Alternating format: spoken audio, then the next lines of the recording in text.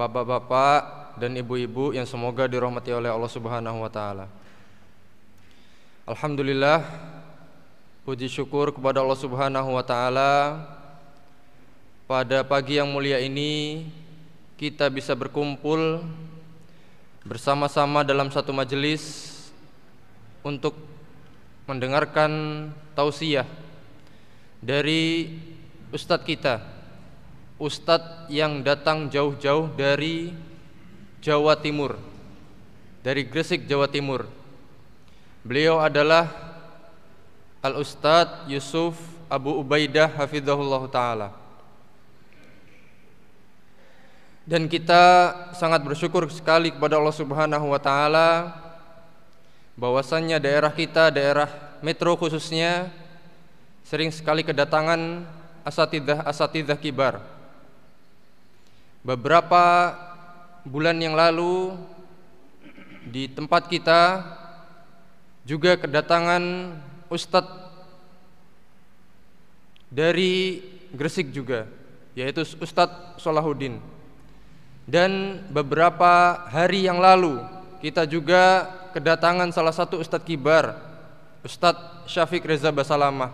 Dan juga alhamdulillah Allah Subhanahu wa taala menambahkan pada pagi hari ini kita kedatangan ustadz kita yang kita muliai, yang kita hormati, yaitu Ustadz Abu Ubaidah hafizahullah ta'ala. Dan ini wajib kita syukuri karena Allah Subhanahu wa ta'ala berfirman, la in syakartum la azidannakum. Apabila kalian bersyukur, kata Allah, maka sungguh aku akan menambah kepada kalian. Mudah-mudahan dengan kita bersyukur, beliau-beliau para asatidzah bisa terus kembali datang ke kota metro untuk memberikan tausiah kepada kita, sehingga kita bisa mendapatkan sesuatu yang bisa memberikan kita semangat kembali untuk belajar dan belajar.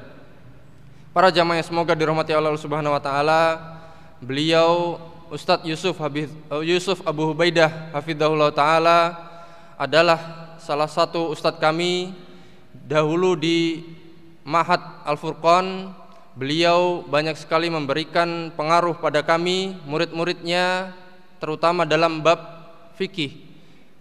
Dan alhamdulillah kami para murid-muridnya mendapatkan sanad langsung dari penulis kitab fikih Imam Asy-Syaukani di dalam kitabnya Ad-Durari Mudiyah Syarah Durar Bahiyah. Mudah-mudahan ini menjadi suatu hal yang bisa kita ambil faedahnya dari beliau, karena beliau adalah salah satu ustadz yang sangat berpengaruh terhadap kami di Ma'had Al-Furqan. Mudah-mudahan kita bisa menyimak dengan baik apa yang beliau sampaikan, dan juga di waktu yang berkah ini, di waktu pagi ini, maka kita gunakan semaksimal mungkin. Jangan sampai di waktu yang pagi ini kita mendapatkan godaan dari syaitan, yaitu adalah berupa ngantuk. Kata beliau menukil dari salah satu perkataan imam, yaitu an-nu'asu fi majalisil ilmi minasyaiton. Mengantuk di majelis ilmu adalah dari godaan syaitan. Oleh karena itu kita bersama-sama untuk berusaha memperbanyak mengambil faedah dari beliau. Mudah-mudahan ini menjadi ladang amal kita bersama dan kita bisa melihatnya nanti di hari kiamat. Baiklah, kita langsung saja kepada beliau Al-Ustadz Yusuf Abu Ubaidah untuk memberikan tausiahnya kepada kita semua, dan juga kita bersama-sama menyimak, mencatat, dan mendengarkan apa yang beliau sampaikan sampai nanti di akhir kajian. Baiklah, kita langsung saja kepada Ustadz Yusuf Abu Ubaidah untuk ke depan untuk menyampaikan nasihat-nasihatnya kepada kita. Fa alaihi falyatafaddal mashkura.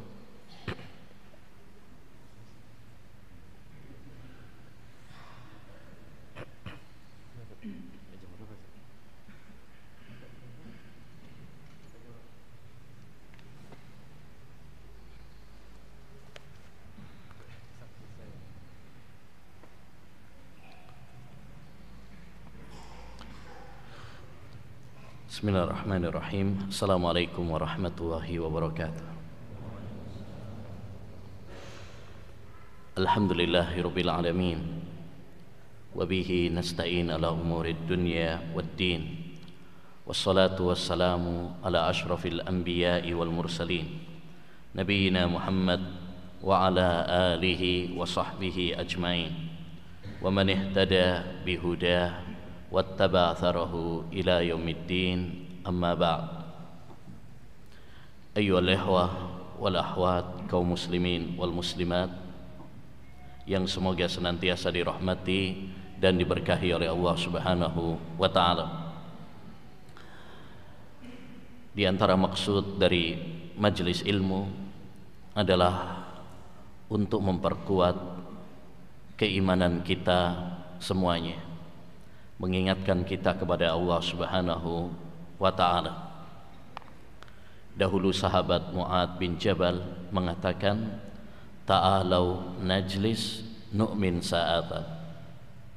Ayo kita duduk-duduk untuk menambah iman.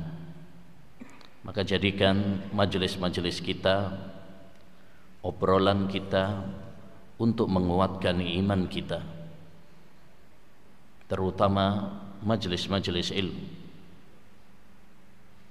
Sahabat Abdullah bin Mas'ud radhiyallahu an pernah mengatakan, carilah hati kalian di 3 tempat: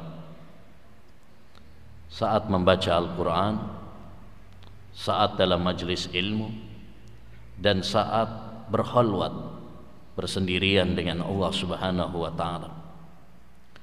Jika kalian tidak mendapati hati kalian bergetar di 3 tempat tersebut, maka mintalah kepada Allah Subhanahu wa ta'ala agar Allah memberikan hati kepada kalian, karena kalian tidak memiliki hati. Hati yang salim, yang selamat adalah hati yang mengingat Allah Subhanahu wa ta'ala, bukan hati yang lalai dari Allah Subhanahu wa ta'ala. Ikhwani wa akhwati fillah, rahimani wa rahimakumullah. Satu hal penting yang harus kita tanamkan pada diri kita semuanya, bahwa kita semuanya di dunia ini pada hakikatnya adalah para musafir menuju kampung akhirat. Nabi sallallahu alaihi wasallam pernah memberikan gambaran yang sangat gamblang kepada kita. Beliau pernah bersabda sallallahu alaihi wasallam, "Mali walid dunya, ma ana fid dunya illa karakibin istadalla tahta sajaratin summa raha anha wa tarakaha." Apa peduliku dengan dunia?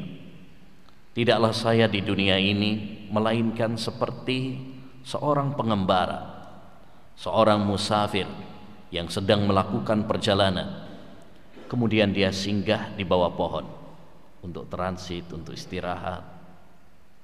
Ketika letihnya hilang, maka dia akan meninggalkan pohon tersebut untuk melanjutkan perjalanannya. Maka kita harus menyadari bahwa kita pada hakikatnya adalah orang-orang yang sedang melakukan perjalanan menuju kampung asli kita, yaitu kampung akhirat. Oleh karenanya, sebagaimana para musafir mempersiapkan bekal-bekal mereka untuk perjalanan mereka di dunia, maka demikian juga hendaknya bagi kita mempersiapkan bekal kita. Kalau para musafir, mereka mempersiapkan bekal mereka, pakaian, uang, ya, makanan dan sebagainya. Demikian juga hendaknya bagi kita untuk mempersiapkan bekal kita untuk perjalanan akhirat ini.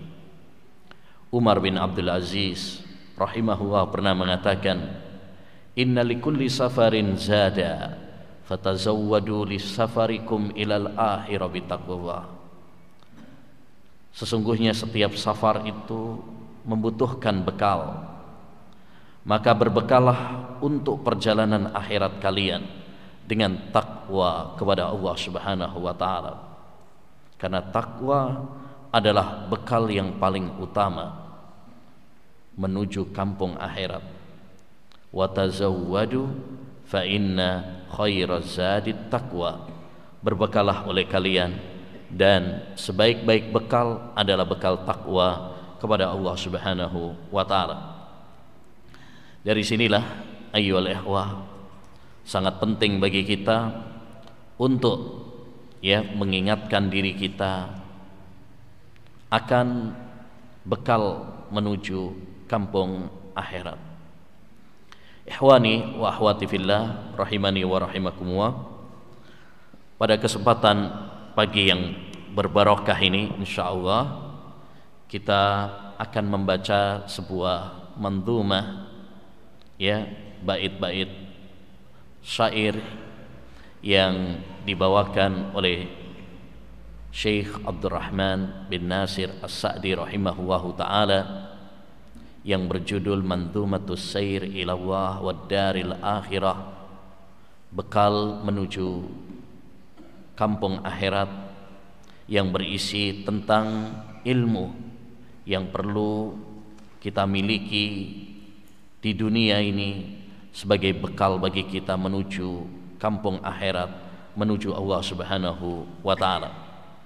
Kita akan membaca syair-syair tersebut sembari memberikan ta'liq, komentar yang tidak terlalu panjang insyaallah. Mudah-mudahan dengan membaca risalah para ulama, membaca petuah-petuah mereka akan menggugah semangat kita untuk menuju Allah Subhanahu wa taala dan menuju kampung akhirat. Kata beliau, bismillahirrahmanirrahim, sa'idal ladzina tajannabu subular rada wa tayammamu limanazili ridwani. Sungguh bahagia orang-orang yang menjauhi jalan-jalan kebinasaan dan mereka bergegas menuju kedudukan ridhonya. Kebahagiaan yang sesungguhnya tatkala kita melaksanakan perintah-perintah Allah Subhanahu wa taala dan meninggalkan jalan-jalan kebinasaan. Jalan-jalan kebinasaan maksudnya kekufuran, kebid'ahan dan kemaksiatan kepada Allah Subhanahu wa taala. Maka bekal pertama yang perlu kita miliki dalam perjalanan menuju Allah dan menuju kampung akhirat adalah bekal iman. Bekal iman, memperkuat iman dengan melaksanakan perintah-perintah Allah Subhanahu wa taala dan menjauhi larangan-larangan Allah Subhanahu wa taala. Karena iman adalah penentu nasib kita kelak di akhirat nanti. Apakah kita akan di surga ataukah kita akan di neraka? Apakah kita akan bahagia ataukah kita akan sengsara? Tergantung bagaimana keimanan kita.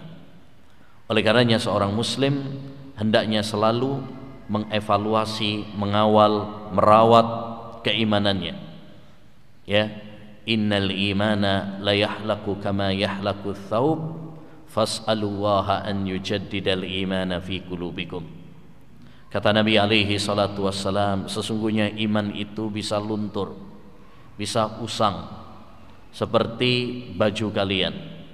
Maka mintalah kepada Allah Subhanahu wa taala agar Allah senantiasa memperbaharui keimanan kalian.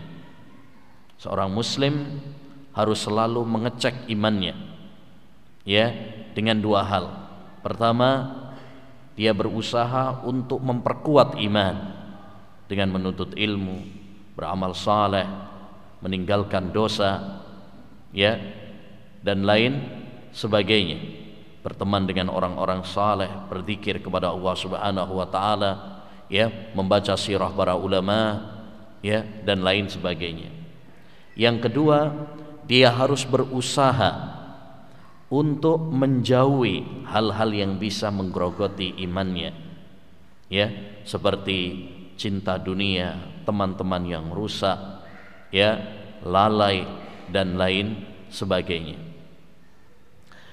Selanjutnya beliau mengatakan fahumul ladina ahlasu fi masyihim mutasyarri'ina bisir'atil imani.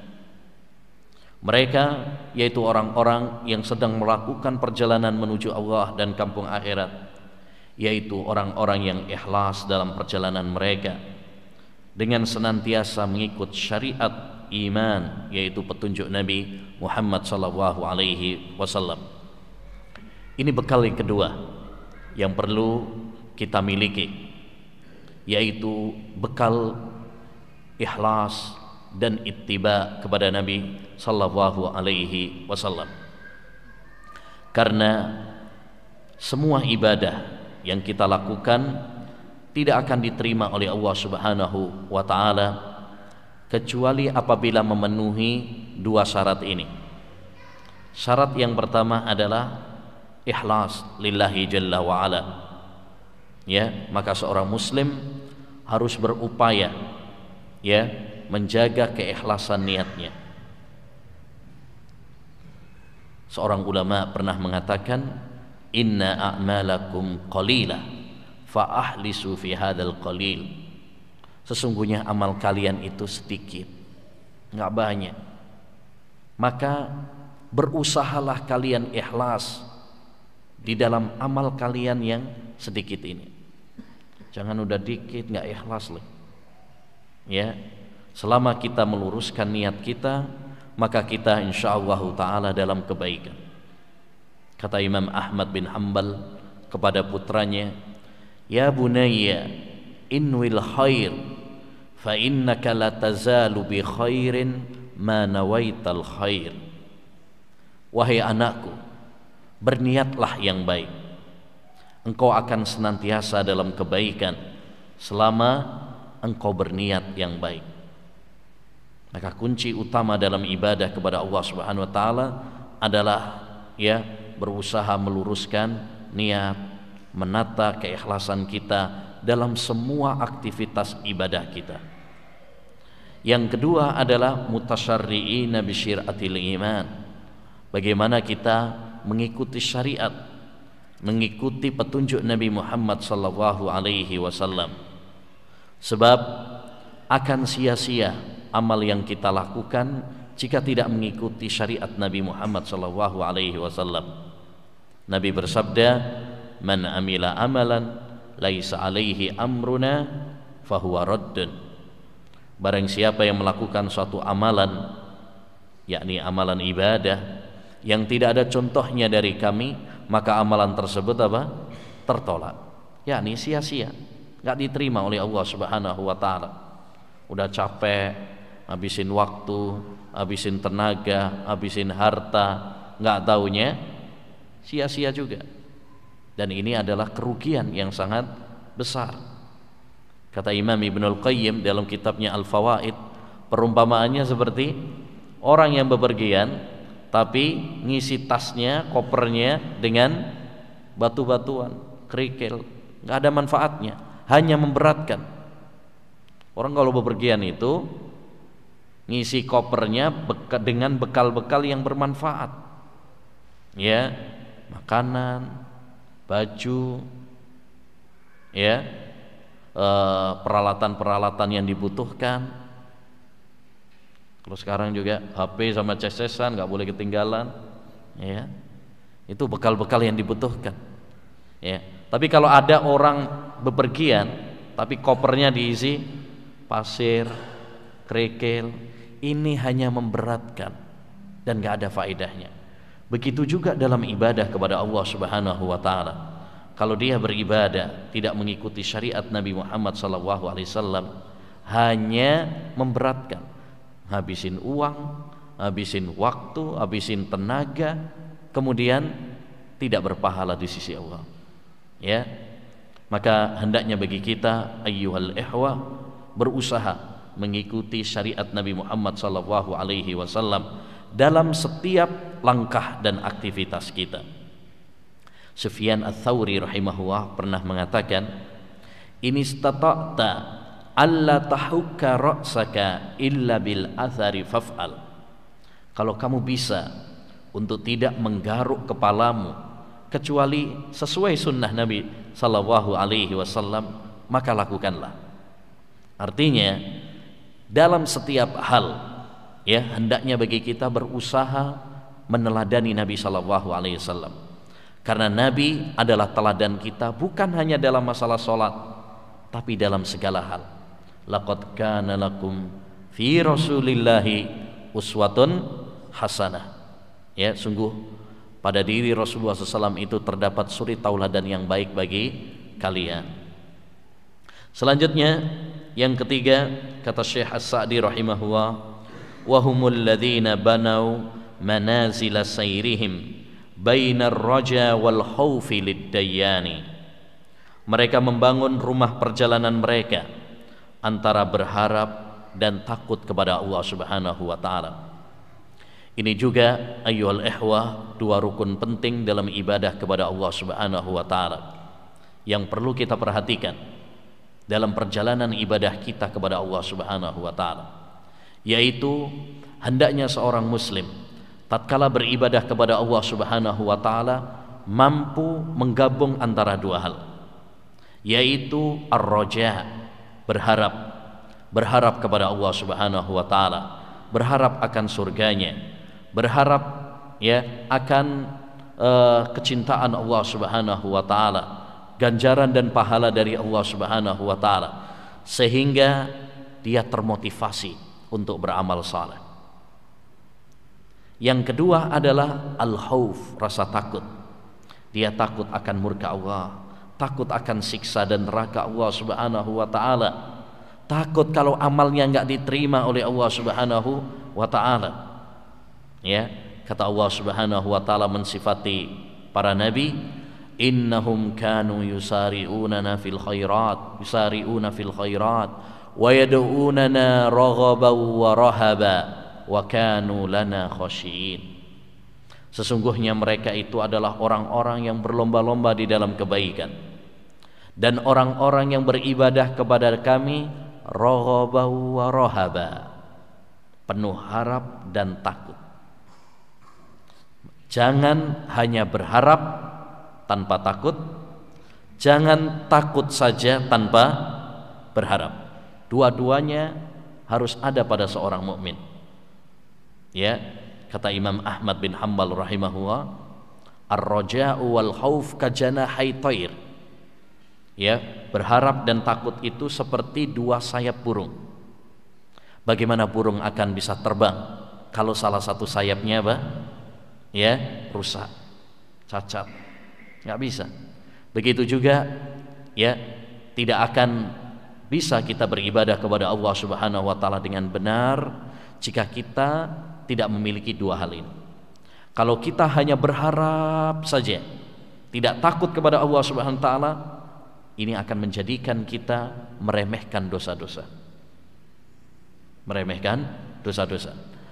Kalau hanya takut saja tanpa berharap, maka ini akan menjerumuskan kita kepada pesimisme, putus asa akan rahmat Allah Subhanahu wa taala. Oleh karenanya, di antara kehebatan metode Al-Qur'an ketika dia menjelaskan tentang surga akan selalu diiringi tentang neraka.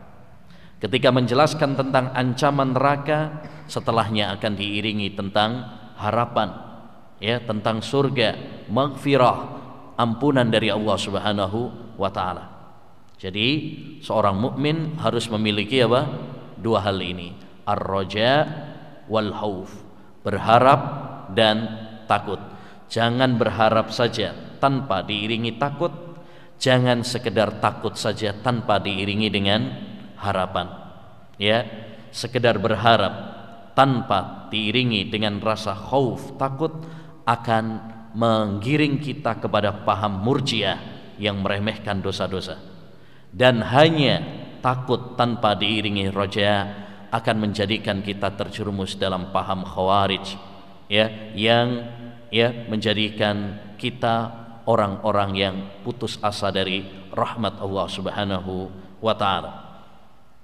Selanjutnya yang keempat kata beliau, wahumul ladzina mala'al ilahu qulubahum biwadadihi wa mahabbatir rahmani.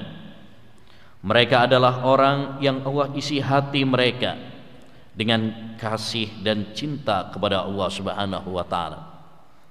Salah satu kunci penting ya dalam perjalanan menuju kampung akhirat adalah cinta kepada Allah Subhanahu wa ta'ala. Karena cinta adalah motor penggerak kita untuk semangat dalam beribadah kepada Allah Subhanahu wa ta'ala. Kenapa kita sholat? Karena kita cinta kepada Allah Subhanahu wa ta'ala. Ya, kenapa kita membaca Al-Quran? Karena kita cinta kepada Allah Subhanahu wa ta'ala. Kenapa kita menghadiri majelis ilmu? Karena kecintaan kita kepada Allah Subhanahu wa ta'ala. Sebab seorang mukmin yang cinta kepada Allah Subhanahu wa ta'ala, dia akan mencintai apa yang dicintai oleh Allah Subhanahu wa ta'ala. Orang itu kalau sudah cinta, ya, maka dia akan mencintai apa yang dicintai oleh yang dicintai.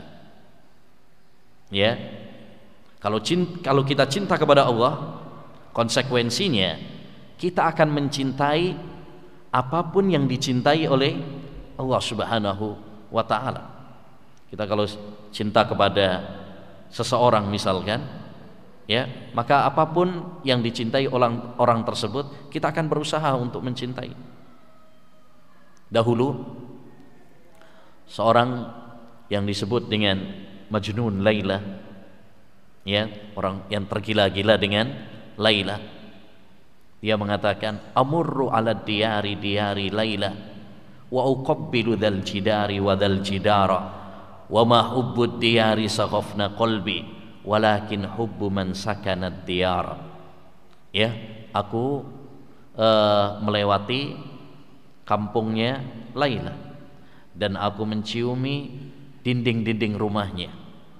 Ya, bukan aku mencintai rumahnya, tetapi karena kecintaanku kepada penghuni rumahnya. Artinya kecintaannya kepada Laila menjadikan dia pun berusaha mencintai, ya, rumahnya, ya, dan apa yang dicintai oleh dia. Begitupun dengan kita. Kalau kita cinta kepada Allah Subhanahu wa ta'ala, maka hendaknya bagi kita mencintai siapapun yang dicintai oleh Allah, dari para malaikat, dari para nabi, dari para sahabat. Jangan mengaku cinta kepada Allah Subhanahu wa ta'ala tapi kita membenci orang-orang yang dibenci oleh Allah, kita membenci orang-orang yang dicintai oleh Allah Subhanahu wa ta'ala. Kita tidak mencintai orang-orang yang dicintai oleh Allah Subhanahu wa ta'ala. Demikian juga, ya, kalau kita mengaku cinta kepada Allah Subhanahu wa ta'ala, berarti juga kita harus berusaha, ya, mencintai perintah-perintah Allah Subhanahu wa ta'ala. Ya, kecintaan kita kepada Rasulullah berarti hendaknya menjadikan kita cinta kepada syariat-syariat Nabi, sunnah-sunnah Nabi sallallahu alaihi wasallam. Maka ayyuhal ihwah rahimani wa rahimakumullah, satu pilar penting yang perlu kita miliki dalam ibadah kepada Allah Subhanahu wa ta'ala dan dalam perjalanan menuju kampung akhirat adalah mahabbah, cinta kepada Allah Subhanahu wa ta'ala. Karena ini adalah motor penggerak kita dalam ibadah kepada Allah Subhanahu wa ta'ala. Orang akan semangat dalam beribadah kalau dia memiliki apa? Cinta. Ya, tanpa ada cinta maka kita tidak akan tergerak untuk taat kepada Allah Subhanahu wa ta'ala. Selanjutnya yang kelima, wahumul ladzina aktsaru min dzikrihi fi sirri wal i'lani wal ahyani. Mereka adalah orang-orang yang sering berzikir mengingat Allah Subhanahu wa ta'ala saat sepi, saat keramaian, dan dalam setiap keadaan. Jadi orang-orang yang sedang menuju Allah dan kampung akhirat adalah orang-orang yang senantiasa mengingat Allah, berzikir kepada Allah Subhanahu wa taala. Wadhkurullaha dzikran katsira. Berzikirlah kepada Allah Subhanahu wa taala dengan zikir yang banyak. Sering-seringlah kalian mengingat Allah Subhanahu wa taala. Dan ketika ada seorang datang kepada Nabi sallallahu alaihi wasallam meminta wasiat kepada Nabi sallallahu alaihi wasallam, wasiat yang singkat, padat, simple, Nabi pun memberikan wasiat yang simple. La yazalu lisanuka radban bidzikrillah. Hendaknya lisanmu selalu basah dengan zikir kepada Allah. Hendaknya engkau selalu mengingat Allah Subhanahu wa taala. Ya, maka seorang mukmin sejati yang memahami kampung akhirat, yang cinta kepada Allah Subhanahu wa taala, hendaknya senantiasa berzikir kepada Allah Subhanahu wa taala. Dan zikir terbagi menjadi dua. Yang pertama, zikir secara umum. Zikir secara umum, yaitu segala amalan yang mengingatkan kita kepada Allah Subhanahu wa taala. Makanya majelis-majelis ilmu disebut majelis zikir. Ya, walaupun antum cuma dengerin aja. Ini sudah disebut sebagai majelis zikir. Kenapa? Karena majelis zikir mengingatkan kita kepada Allah Subhanahu wa taala. Mengingatkan kita kepada Allah Subhanahu wa taala. Orang ziarah kubur mengingatkan akhirat, mengingatkan kepada Allah, itu disebut dengan zikir. Sa'id bin Jubair mengatakan, kullu amilin bi ta'atillah fahuwa dzakirun lillah. Setiap orang yang melakukan ketaatan kepada Allah Subhanahu wa taala, maka pada hakikatnya dia berzikir kepada Allah Subhanahu wa taala dengan makna umum. Yang kedua, yaitu zikir secara khusus, yaitu zikir dengan lisan, ya, dengan berucap subhanallah walhamdulillah la ilaha illallah Allahu akbar, ya, astaghfirullah, atau bersolawat kepada Nabi Allahumma salli ala Muhammad, ya, atau membaca Al-Quran dan lain sebagainya. Maka ini adalah termasuk bagian dari zikir, ya. Dan subhanallah ayyuhal ikhwah, kalau kita perhatikan dalam syariat Islam ini, hampir semua aktivitas yang dilakukan oleh anak Adam itu ada zikirnya. Ya, pakai baju ada zikirnya, makan ada zikirnya, selesai makan ada zikirnya, mau tidur ada zikirnya, bangun tidur ada zikirnya, ke toilet masuk ada zikirnya, keluar ada zikirnya, ya, masuk masjid ada zikirnya, keluar masjid ada zikirnya. Setiap aktivitas kita ada zikirnya. Agar apa? Agar kita senantiasa ingat sama Allah Subhanahu wa taala, agar kita tidak melupakan Allah Subhanahu wa taala. Bahkan, ya, kalau kita perhatikan setiap lembaran mushaf Al-Qur'an, hampir tidak ada satu lembar pun dalam mushaf Al-Qur'an kecuali kita akan mendapati nama Allah Subhanahu wa taala. Ya, agar seorang yang membaca Al-Quran selalu ingat sama Allah Subhanahu wa ta'ala, agar kita senantiasa mengingat Allah Subhanahu wa ta'ala, ya, maka zikir ini sangat penting untuk menguatkan kita dalam perjalanan menuju kampung akhirat. Ya, dengan zikir hati akan menjadi tenang, ya. Ala bidzikrillahi tatmainnul qulub.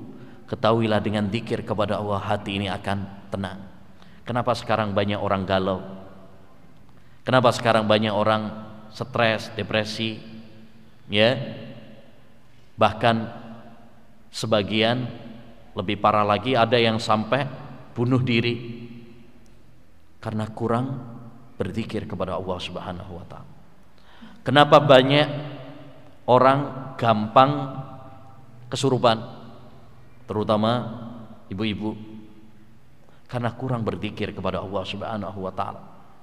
Maka zikir sangat penting sebagai benteng bagi kita, sebagai baju besi kita, ya, pelindung kita, ya, dari ya kejahatan-kejahatan dan keburukan-keburukan. Selanjutnya yang keenam, yataqarrabuna ilal maliki bi fi'lihim ta'atihi wa tarki lil isyani. Mereka mendekatkan diri kepada sang raja dengan cara melaksanakan ketaatan dan meninggalkan kemaksiatan. Ya, dan inilah takwa kepada Allah Subhanahu wa taala yang merupakan sebaik-baik bekal. Wa tazawwadu fa inna khairaz zadit taqwa. Dan berbekalah oleh kalian, dan sebaik-baik bekal adalah bekal takwa kepada Allah Subhanahu wa taala.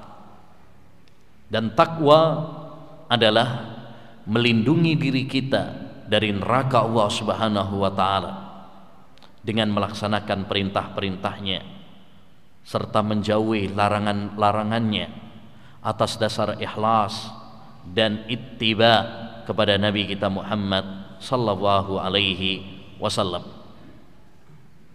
Dan tidak mungkin seorang bertakwa kecuali atas dasar ilmu. Oleh karenanya orang yang bertakwa adalah orang yang melaksanakan perintah Allah dan menjauhi larangan-larangan Allah Subhanahu wa taala atas dasar ilmu. Kalau kita ingin bertakwa kepada Allah Subhanahu wa taala, maka hendaknya bagi kita semangat untuk ya berilmu. Karena dari mana kita akan bertakwa kalau kita nggak tahu mana yang perintah Allah, mana yang larangan Allah? Bukankah takwa itu melaksanakan perintah dan menjauhi larangan? Lah kalau kita sendiri nggak tahu mana yang perintah, mana yang larangan, ya. Oleh karenanya, ayyuhal ihwa rahimani wa rahimakumullah, kalau kita ingin bertakwa kepada Allah Subhanahu wa taala, dasari bangun ketakwaan kita atas dasar ilmu. Oleh karenanya, seringkali Nabi sallallahu alaihi wasallam menggandengkan antara ilmu dengan ya takwa atau dengan rasa takut kepada Allah Subhanahu wa taala. Kata Nabi sallallahu alaihi wasallam, "Inni a'lamukum billah wa atqakum lillah wa ahsyakum lillah." Saya adalah orang yang paling berilmu di antara kalian, dan saya orang yang paling bertakwa, paling takut kepada Allah Subhanahu wa taala di antara kalian. Digandengkan antara ilmu dengan takwa. Kenapa? Karena tujuan kita belajar ilmu adalah agar menjadi orang-orang yang bertakwa. Kata Sufyan Ats-Tsauri rahimahullah, "Innama yutlabul ilmu liyuttaqallah." Ilmu itu dicari agar kita bertakwa kepada Allah Subhanahu wa taala. Ini tujuan kita belajar ilmu agama. Ini tujuan kita menghadiri majelis-majelis ilmu, yaitu agar kita semakin dekat sama Allah Subhanahu wa taala, agar kita bisa beribadah kepada Allah dengan benar, agar kita bisa melaksanakan perintah-perintahnya dan menjauhi larangan-larangannya, ya, agar kita semakin takut sama Allah Subhanahu wa taala. Kata Al-Imam Ahmad bin Hanbal rahimahullah, aslul ilmi khasyatullah. Pokok dari ilmu adalah rasa takut kepada Allah Subhanahu wa taala.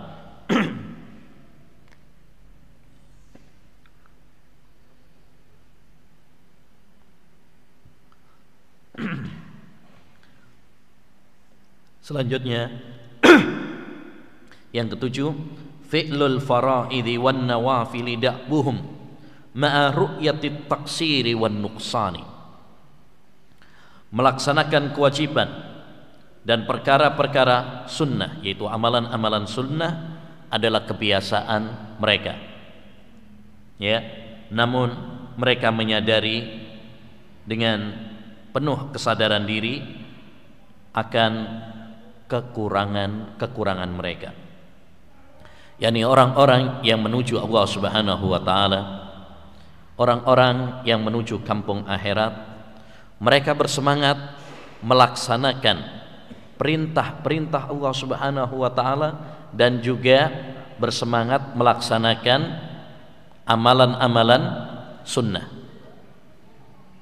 Bukan hanya yang wajib saja, tapi mereka juga berusaha untuk melakukan yang sunnah.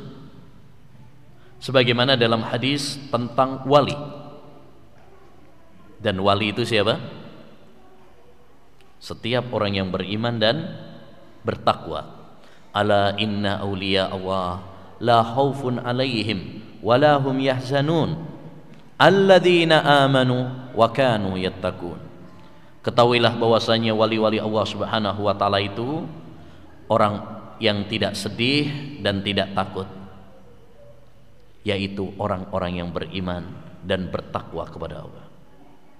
Jadi wali Allah itu bukan yang bisa terbang, ya, makan beling, besi, paku, ya, atau dibacok, nggak apa-apa. Bukan itu wali Allah Subhanahu wa taala. Wali Allah itu adalah orang yang beriman dan bertakwa. Ini penting sekarang karena banyak orang salah paham tentang wali. Bahkan orang gila pun disebut wali sekarang. Ya. Nah, enggak tahu yang gila yang mana ya. Taib. Jadi wali-wali Allah Subhanahu wa taala itu setiap orang yang beriman dan bertakwa. Dan tanda wali-wali Allah disebutkan oleh Nabi sallallahu alaihi wasallam dalam hadis qudsi. Hadis qudsi itu hadis yang disampaikan oleh Nabi. Nabi mengabarkan dari Allah Subhanahu wa taala. Ya, kata Allah Subhanahu wa taala, "Man adali waliyan faqad adantuhu bil harb."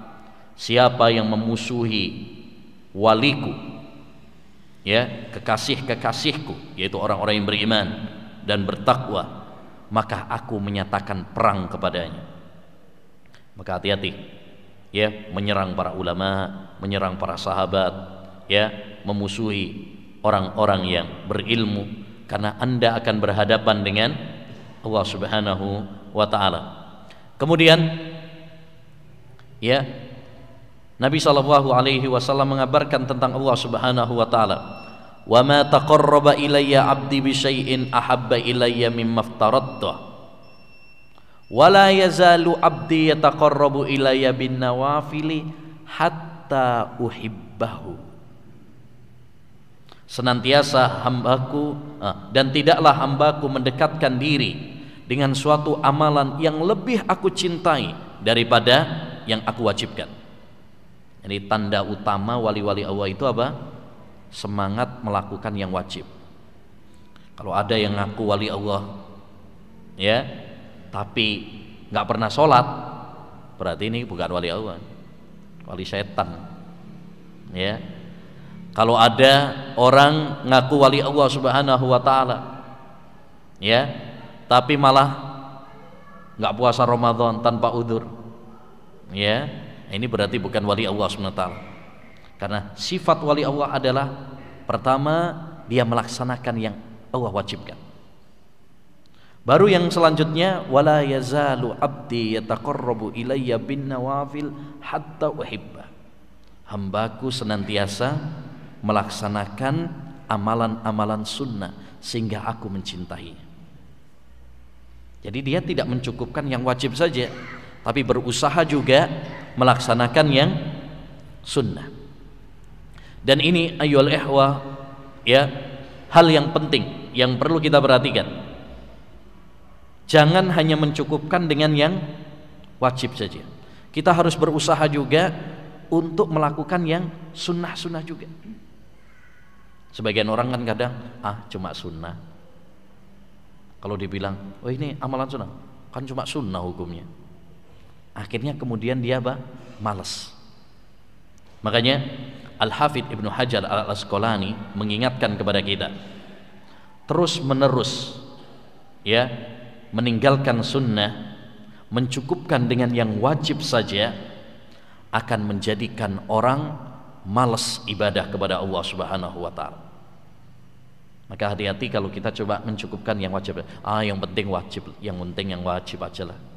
Yang sunnah mah cuman sunnah. Ya. pembagian para ulama, perintah ada yang wajib, ada yang sunnah, itu bukan maksudnya supaya kita malas-malesan melakukan yang sunnah, bukan. Coba Al-Imam Syafi'i rahimahullahu ta'ala, menarik nih, beliau berpendapat bahwasannya mandi hari Jumat itu hukumnya sunnah. Mandi hari Jumat itu hukumnya sunnah. Tapi beliau mengatakan, aku nggak pernah meninggalkan mandi Jumat, bahkan walaupun kondisi safar, ya, bahkan kondisi safar sekalipun aku nggak meninggalkannya. Padahal beliau seperti jumhur mayoritas ulama yang lain mengatakan bahwasanya mandi Jumat itu hukumnya sunnah, nggak sampai pada wajib, tapi tidak meremehkan.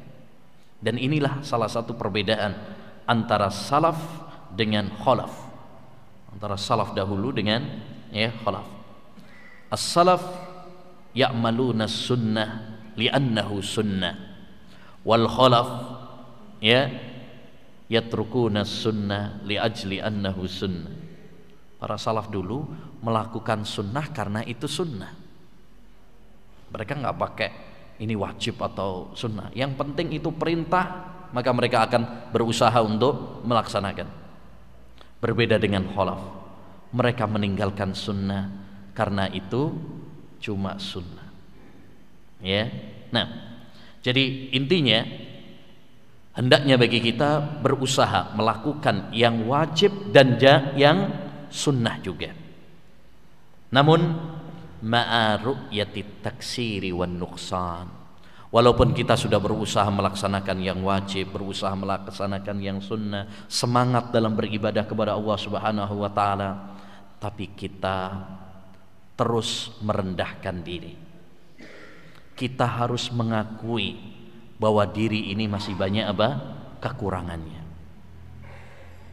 Makanya orang-orang yang beriman, walaupun mereka bersemangat dalam beribadah kepada Allah Subhanahu wa ta'ala, tapi mereka tidak ujub dengan amal mereka, tetapi mereka selalu merendahkan diri mereka.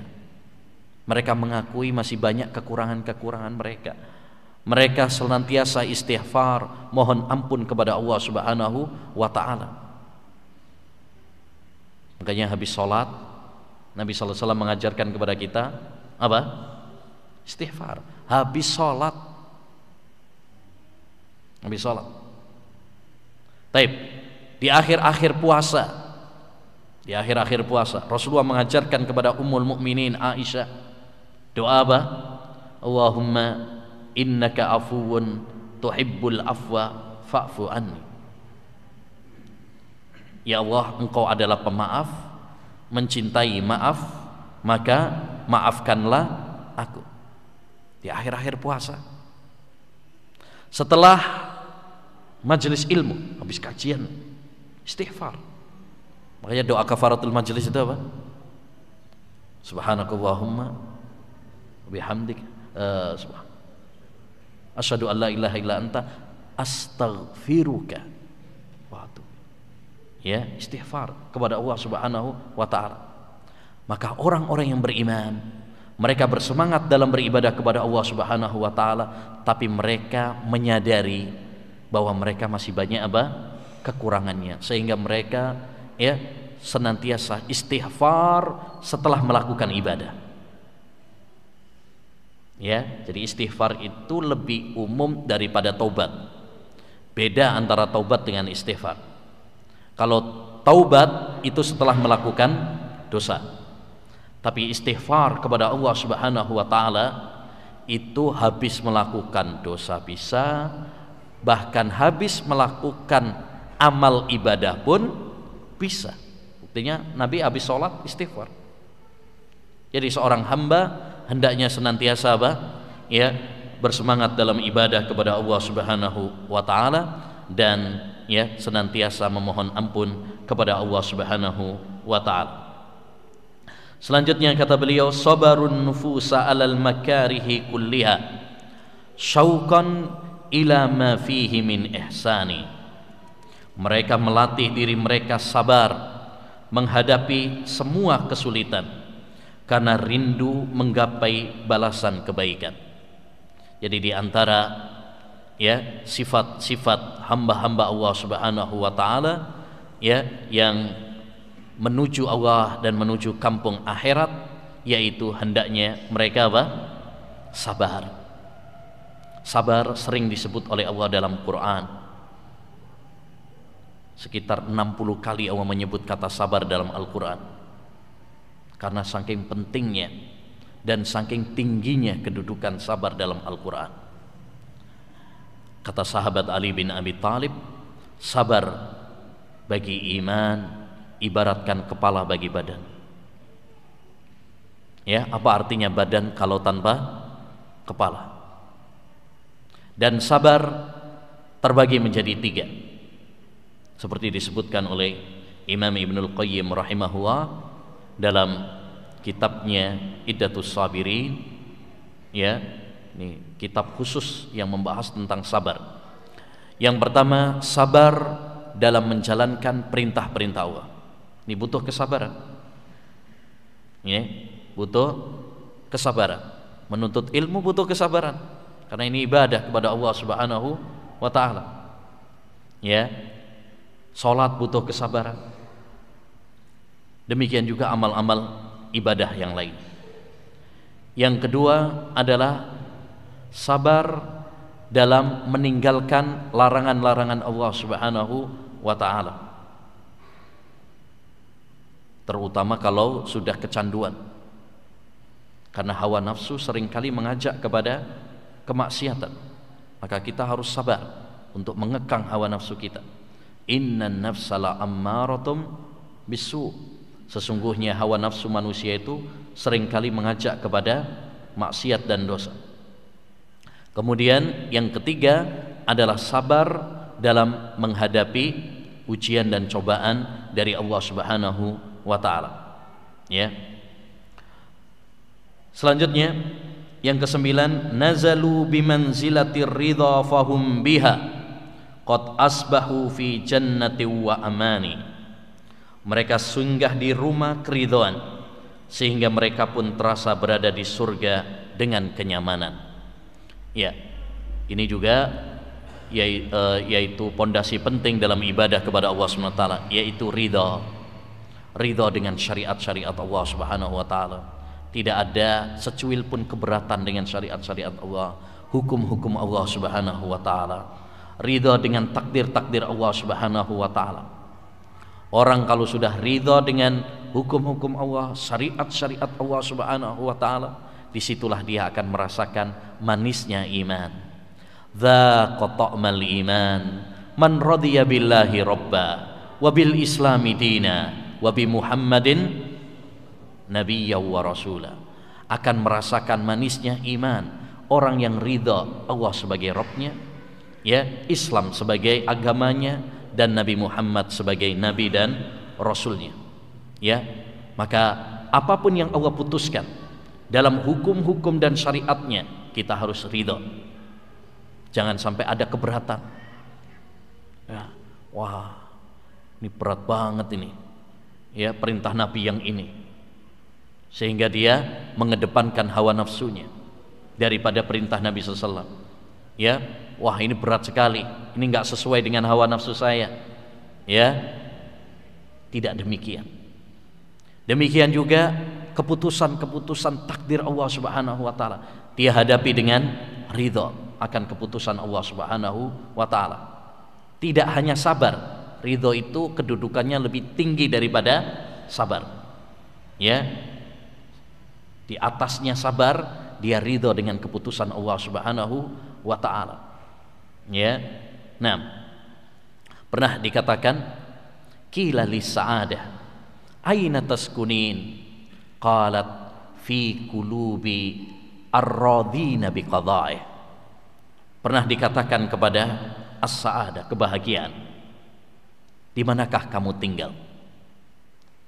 Bahagia mengatakan, aku tinggal di hati orang-orang yang ridho akan keputusannya. Kalau kita memiliki sifat ridho ini, maka kita insya Allah akan menjadi orang-orang yang ya tentram, nyaman, seakan kita berada di surga, yaitu surga dunia. Di dunia ini ada surga. Ya, inna fid dunya jannatan la yadkhuluha man la yadkhulu jannatal akhirah man la yadkhuluha. Sesungguhnya di surga ini, di dunia ini ada surga. Siapa yang tidak memasuki surga dunia, maka dia tidak akan memasuki surga di akhirat nanti. Ya, dan surga dunia adalah surga ketentraman dalam ketaatan kepada Allah Subhanahu wa taala. Selanjutnya beliau mengatakan syakarul ladzi aulal khalaiqa fadlahu bil qalbi wal aqwani wal arkani. Mereka bersyukur kepada Allah Subhanahu wa taala yang mencurahkan keutamaannya dengan hati, lisan dan anggota badan. Jadi salah satu pilar penting juga yaitu apa? Syukur kepada Allah Subhanahu wa taala. Dan syukur ayyuhal ikhwah seperti halnya sabar dibagi oleh para ulama menjadi 3. Di antaranya dalam ucapan penulis juga.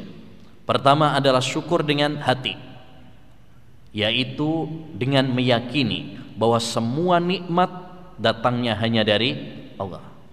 Wa ma bikum min nikmatin faminallah. Tidak ada satu nikmat pun yang kalian peroleh melainkan dari Allah Subhanahu wa taala. Jadi bukan karena kita hebat, tetapi karena nikmat Allah Subhanahu wa taala kepada kita. Karena Allah sayang sama kita. Yang kedua, syukur itu dengan lisan, memuji Allah Subhanahu wa taala. Makanya seringkali kita dianjurkan untuk mengucapkan alhamdulillah. Habis makan, alhamdulillah. Bangun tidur, alhamdulillah. Habis bersin, alhamdulillah. Karena itu nikmat dari Allah Subhanahu wa taala. Dan yang ketiga, syukur adalah dengan anggota badan, yaitu kita gunakan semua nikmat yang telah Allah berikan kepada kita dalam rangka mendekatkan diri kepada Allah Subhanahu wa taala. Kalau kita diberi harta, gunakan harta kita di jalan Allah. Kalau kita diberi ilmu, gunakan ilmu kita untuk semakin dekat sama Allah Subhanahu wa taala. Kalau kita diberi kesehatan, kesempatan, gunakan dalam kebaikan, dalam ketaatan. Itulah wujud syukur kita kepada Allah. Jangan sampai nikmat-nikmat yang telah Allah berikan kepada kita justru membuat kita semakin lalai, jauh dari Allah Subhanahu wa taala. Kullu nikmatin la tuqarribu ila Allah fahiya niqmah. Setiap nikmat yang tidak membuat dirimu semakin dekat sama Allah, maka itu adalah petaka. Selanjutnya, sahibut tawakkul fi jami'i umurihim ma'a badli jahdin fi ridhar rahmani. Mereka senantiasa membawa tawakal dalam segala urusan mereka dengan mengerahkan segenap usaha dalam menggapai ridha Sang Maha Penyayang. Ini juga bekal penting dalam ibadah kepada Allah Subhanahu wa taala, yaitu tawakal. Kita harus tawakal. Apa itu tawakal? Tawakal yaitu menggantungkan segala urusan kita kepada Allah Subhanahu wa taala dengan disertai usaha. Jadi tawakal itu memiliki 2 rukun. Rukun yang pertama, menggantungkan segala urusan kita kepada Allah. Kita serahkan sepenuhnya kepada Allah Subhanahu wa taala. Karena kita tahu Allah lah yang akan memilihkan apa yang terbaik bagi kita. Yang kedua adalah melakukan sebab, melakukan usaha. Jangan hanya menggantungkan segala urusan kepada Allah tanpa melakukan sebab. Jangan hanya bergantung kepada sebab tanpa bergantung kepada Allah Subhanahu wa taala. Lakukan dua-duanya. Dalam mencari rizki kita pun demikian, bergantung kepada Allah tapi disertai dengan usaha. Dalam mencari ilmu, ada orang pengen dapat ilmu tapi nggak mau belajar, turut tok, tidur aja, ilmu laduni, misalkan. Ya, tangi-tangi ya pinter misalkan. Nggak mungkin, harus dengan usaha. Itu sama seperti orang pengen kenyang tapi nggak mau makan. Ya, nah, orang cari rezeki tapi ya males, ya nggak bisa, harus dengan usaha. Tawakal pun demikian. Makanya Nabi SAW mengatakan, "Lau annakum tawakkaluna 'ala Allah haqqa tawakkulih la yurziktum kama yurzaqut tayr yahdu himasa wa yaruhu bitana." Andaikan kalian bertawakal seperti tawakalnya burung, niscaya kalian akan diberi rizki. Ya, dia di pagi hari keluar dalam keadaan keroncongan, kelaparan, pulang dalam keadaan sore hari dalam keadaan kenyang. Kita disuruh tawakal seperti tawakalnya apa? Burung-burung itu masya Allah tawakal luar biasa. Ya, dia pagi hari begini udah keluar cari rezeki, cari makan. Sore hari pulang, nggak nyimpen makanan, nggak punya ATM. Ya, besok subhanallah luar biasa. Kita belum ada kan? Ini kalau udah habis mepet duitnya udah pusing udah. Ya, tapi burung nggak, besok cari ya pasti dapat. Tawakalnya tinggi. Ya, subhanallah. Andaikan kita bertawakal seperti tawakalnya burung, Allah akan kasih rezeki kepada kita. Tapi bukan berarti burungnya kemudian apa? Nggak berusaha, dia keluar. Yahdu khimasa, dia keluar. Ini menunjukkan bahwasanya tawakal harus disertai juga dengan usaha. Selanjutnya kata beliau, abadul ilaha ala tiqadi hudurihi fatabawwa'u fi manzilil ihsani. Mereka beribadah kepada Allah dengan keyakinan kehadiran Allah. Mereka pun singgah di rumah derajat al-ihsan. Ini ya ihsan, derajat yang lebih tinggi daripada Islam dan iman. Ya, agama ini dibangun di atas 3: Islam, iman, dan ihsan. Ya, yang pertama adalah Islam. Kemudian yang kedua adalah tingkatannya iman. Kemudian yang ketiga adalah ihsan. Ini derajat paling tinggi. Apa derajat ihsan? An ta'budallaha ka'annaka tarah, fa illam takun tarahu fa innahu yarak. Kamu beribadah kepada Allah Subhanahu wa taala seakan-akan kamu melihatnya. Jika kamu tidak melihatnya, yakinlah Allah pasti melihatmu. Yakni seorang merasa selalu diawasi oleh Allah Subhanahu wa taala. Ya, muraqabah, diawasi oleh Allah Subhanahu wa taala dalam setiap ya langkahnya, dalam setiap aktivitasnya, dalam beribadah kepada Allah Subhanahu wa taala, dia merasa bahwa Allah selalu apa? Mengawasinya. Ini derajat ihsan, derajat yang paling tinggi. Ya. Oleh karenanya pahalanya pun sangat tinggi. Lilladina ahsanul husna wa ziyadah. Bagi orang-orang yang berbuat ihsan, bagi mereka adalah al-husna, yaitu surga. Wa ziyadah. Ziyadah ditafsirkan oleh Nabi yaitu apa? Ya, an-nadharu ila wajhillah, melihat wajah Allah Subhanahu wa taala. Ya, melihat wajah Allah. Dan ihsan ada 2. Pertama ihsan kepada Allah, itu tadi definisinya. Dan yang kedua adalah ihsan kepada makhluk.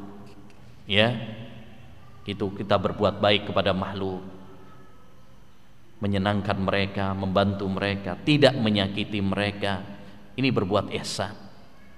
Wa ahsinu, dan berbuat baiklah kalian, sesungguhnya Allah mencintai orang-orang yang berbuat baik. Ya, maka kita harus berusaha memperbaiki hubungan kita dengan Allah dan berusaha juga memperbaiki hubungan kita dengan sesama makhluk. Selanjutnya nasahul khaliqata fi ridha mahbubihim bil ilmi wal irsyadi wal ihsani. Mereka menasihati makhluk untuk menggapai ridha kekasih mereka dengan ilmu, nasihat, dan berbuat baik. Ya, ini anjuran bagi kita agar kita saling memberi apa? Nasihat Ad-dinu an-nasihah. Agama itu adalah nasihat. Maka hendaknya bagi kita ayyuhal ikhwah saling memberi nasihat antara satu dengan yang lain, saling mengingatkan antara satu dengan yang lain. Ya, kata Syekhul Islam Taimiyah rahimahullahu taala, seorang mukmin bagi mukmin yang lainnya itu seperti dua telapak tangan. Ya, yang saling membersihkan. Antum kalau membersihkan tangan ini kotor, ya, biasanya pakai dua tangan. Kalau pakai satu tok nggak bersih, ya kan? Nah, yang kotor sini, ini membantu. Ya, begitulah hendaknya bagi seorang mukmin dengan mukmin yang lainnya, saling melengkapi, saling bahu membahu, saling menyayangi, ya, dan itu diwujudkan dengan nasihat, nasihat yang tulus, nasihat yang muncul dari lubuk hati yang paling dalam.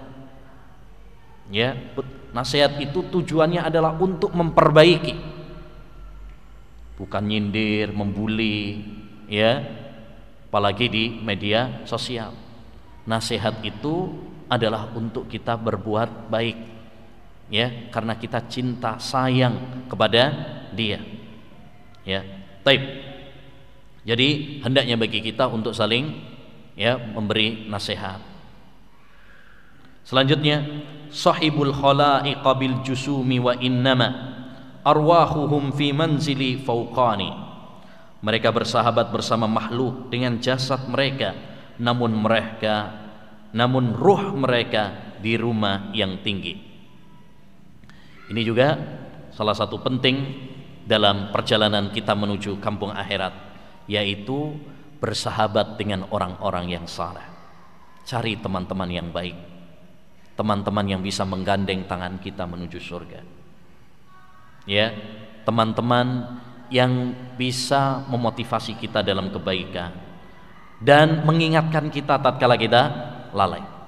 Karena teman memiliki pengaruh yang sangat besar. Al-mar'u ala dini khalilihi falyandur ahadukum man yukhalil. Seorang itu berdasarkan, ya, temannya, maka hendaknya dia melihat dengan siapa dia berteman. Imam Ibnu Qayyim mengatakan teman itu ada tiga. Ada teman seperti makanan yang bisa menjadi nutrisi bagi kita. Carilah teman-teman seperti ini yang menjadi nutrisi untuk keimanan kita. Yang kedua, ada teman seperti racun, tinggalkan. Ya, teman-teman seperti ini jauhi, karena dia akan merusak akidah kita, akhlak kita. Dan ada teman seperti obat, ya, yang kita berteman sesuai kebutuhan. Seperti halnya kita sama obat, pas butuh aja, ya, pas butuh. Ada teman-teman yang mungkin kita butuhkan saat butuh saja, ya. Setelah itu nggak usah terlalu dekat sama dia. Taib. Selanjutnya, billahi da'awatul, termasuk teman juga yang perlu diperhatikan sekarang, yaitu teman di media sosial. Ya, harus selektif.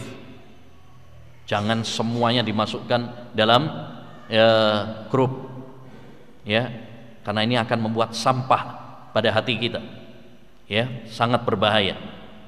Jadi antum harus filter, harus selektif, ya, karena kalau teman-teman yang rusak, antum akan dapat kiriman syubhat dan syahwat.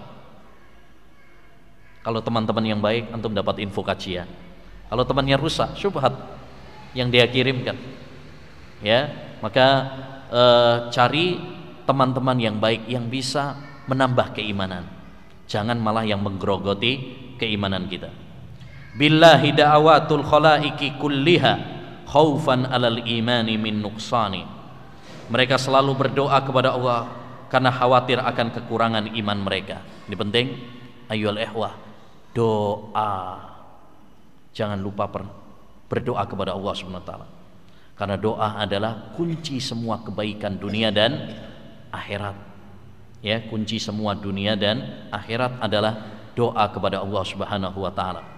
Maka sering-seringlah berdoa kepada Allah, terutama di waktu-waktu yang mustajab, antara adzan dan qomat, sepertiga malam terakhir, ketika sujud, ketika turun hujan, ya, dan lain sebagainya. Karena kita adalah hamba-hamba yang fakir, yang butuh kepada Allah Subhanahu wa taala. Ya. Nah, selanjutnya araf azaful quluba anis syawahili kulliha qad farrahuha min siwar rahmani. Mereka membersihkan hati mereka dari segala perusaknya, mereka mengosongkannya dari selain Allah. Harakatuhum wa humumuhum wa uzumuhum lillahi la lil khalqi wasyaitani. Gerak langkah mereka, keinginan dan tekad mereka hanya untuk Allah, bukan untuk makhluk atau setan. Jadi mereka zuhud dari dunia ini. Yang mereka tuju hanyalah Allah Subhanahu wa taala. Dan ini yang harus selalu kita ingat. Jangan tertipu dengan godaan dunia. Dunia ini hina. Dunia ini fana. Ya, Rasulullah menggambarkannya enggak lebih seperti sayap nyamuk. Nyamuk itu udah kecil, ini sayapnya. Rasulullah menggambarkannya seperti bangkai kambing yang cacat. Rasulullah menggambarkannya seperti makanan yang kita makan. Seenak apapun makanan tersebut, perhatikanlah, toh nanti akhirnya jadi apa? Jadi apa? Ya, dari kotoran. Begitulah dunia. Kita udah banting tulang, udah kerja keras, satu saat kita akan pergi meninggalkannya. Maka jangan tertipu dengan dunia. Fokuslah kepada tujuan kita, yaitu akhirat. Makanya penting bagi kita untuk selalu ingat kematian, selalu ingat akhirat. Aksiru dzikra hadhimil ladzat. Perbanyaklah oleh kalian mengingat penghancur kelezatan, yaitu apa? Kematian. Karena orang yang ingat kematian, satu, dia akan semangat dalam ibadah. Dua, dia akan segera bertobat kepada Allah Subhanahu wa taala dari dosa-dosanya. Dan yang ketiga, dia akan qanaah dengan dunia, tidak tergila-gila mengejar dunia. Ya. Yang terakhir, ni'mar rafiqu li talibis subulil lati tufdi ilal khairati wal ihsani. Merekalah sebaik-baik teman untuk pencari jalan yang mengantarkan kepada kebaikan. Ya, artinya kalau kita ingin istiqamah, salah satu caranya adalah hendaknya bagi kita berteman dengan orang-orang yang baik, kemudian juga meneladani orang-orang yang saleh sebelum kita, dari para nabi, para sahabat, ya, para ulama. Fabihudahu muqtadih, kata Allah Subhanahu wa taala, dengan petunjuk mereka ikutilah. Kita dianjurkan untuk mengikuti petunjuk para nabi, ya, meneladani mereka. Makanya Nabi SAW mengatakan, man tashabbaha biqaumin fahuwa minhum. Siapa yang menyerupai suatu kaum, maka mereka termasuk golongan mereka. Hadis ini mengandung dua faedah. Pertama, ya, anjuran untuk menyerupai orang-orang yang baik, orang-orang yang saleh. Yang kedua, peringatan menyerupai orang-orang yang enggak baik. Ya. Jadi bukan hanya larangan menyerupai orang kafir saja ya hadis ini. Man tashabbaha biqaumin, siapa yang menyerupai suatu kaum. Kalau kita menyerupai orang-orang yang baik, maka kita pun akan insyaallah ketularan mereka. Ya, maka salah satu kunci agar kita istiqamah adalah berteman dengan orang-orang yang baik serta meneladani orang-orang yang baik. Ya, semoga Allah Subhanahu wa taala memberikan keistiqomahan kepada kita semuanya dalam ibadah kepada Allah Subhanahu wa taala.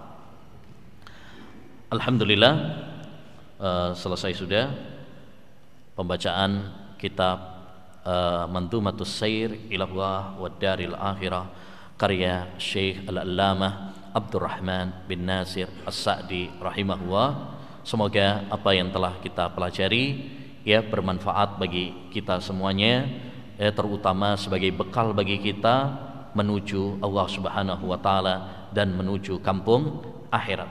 Ya, persiapkan bekal kita karena kita semuanya pasti akan meninggalkan dunia yang fana. Ya, Demikian, mudah-mudahan menjadi ilmu yang bermanfaat, yang meningkatkan keimanan dan ketakwaan kita kepada Allah Subhanahu wa taala. Kurang lebihnya mohon maaf. Kita tutup dengan doa kafaratul majlis. Subhanakallahumma wa bihamdika asyhadu an la ilaha illa anta astaghfiruka wa atubu ilaik. Assalamualaikum warahmatullahi wabarakatuh.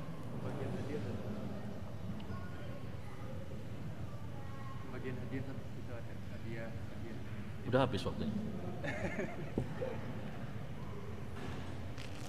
Ini dibagi nggak ini?